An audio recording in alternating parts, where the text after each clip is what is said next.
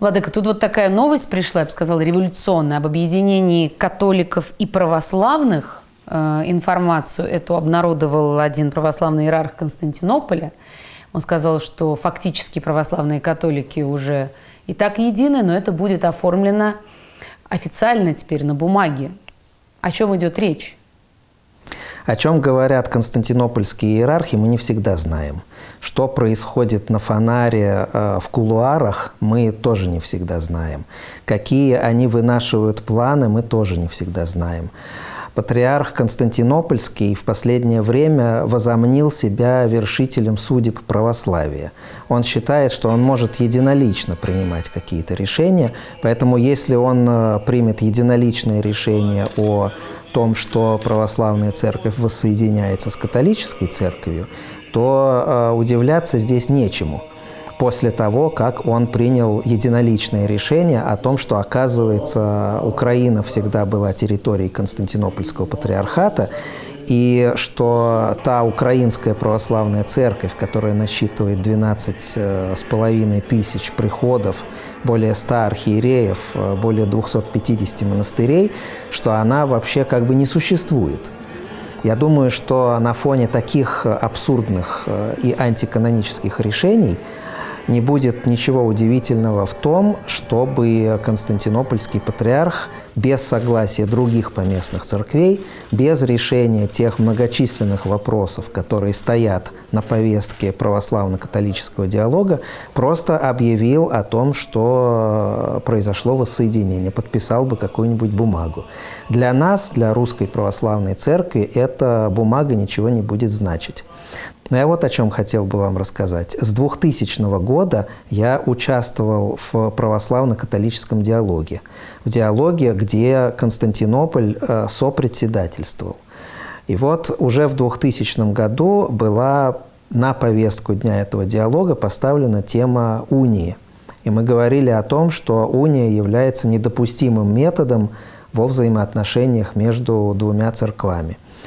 Мы тогда ни о чем не договорились в 2000 году, диалог на несколько лет прервался, а потом по настоянию Константинополя диалог возобновился, но уже не по теме унии, а по теме первенства во Вселенской Церкви. И вот с моей точки зрения та политика, которую проводил Константинополь в этом диалоге, была направлена не на то, чтобы достичь воссоединения православных и католиков, а на то, чтобы, позаимствовав католическую модель, создать такую же модель управления в православной церкви. Иными словами, чтобы у нас появился некий непогрешимый папа, который принимает единоличные решения, а мы все обязаны им подчиняться. В нашей православной церкви никогда такого, слава Богу, не было. Я думаю, что никогда такого не будет. И вот эта уродливая попытка Константинополя ввести папскую власть в православной церкви, мы видим, к чему она уже привела. Она привела к расколу мирового православия. А при каких условиях тогда, по мнению РПЦ, эта уния возможна? Я думаю, что уния невозможна ни при каких условиях, но мы знаем те пункты, которые разделяют православных и католиков. Они накопились в течение веков. Там есть и вопросы догматического характера. Это вопрос об исхождении Святого Духа. Это вопрос о почитании Пресвятой Богородицы, которая почитается в обеих традициях, но по-разному. Это и, наверное, главный разделяющий вопрос о власти Папы в церкви. Мы не можем принять такую модель церковного устройства, где будет один человек, который будет считаться непогрешимым, у которого будет власть над всеми церковными соборами. Мы говорим о том, что церковь является соборной и апостольской. И под соборностью мы понимаем то, что на мирском языке можно было бы назвать коллективным разумом церкви.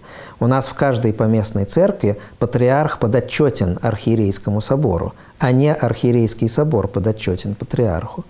Но есть и много других разделяющих моментов, которые накопились за почти уже тысячелетнюю историю нашего раздельного существования.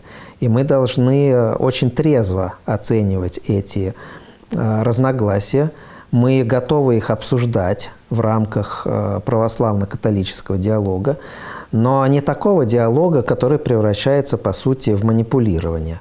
А то, чем занимался Константинополь в православно-католическом диалоге в последние годы, это была попытка манипулировать поместными православными церквами с целью признания такой модели, при которой константинопольский патриарх получал бы какие-то исключительные папские привилегии.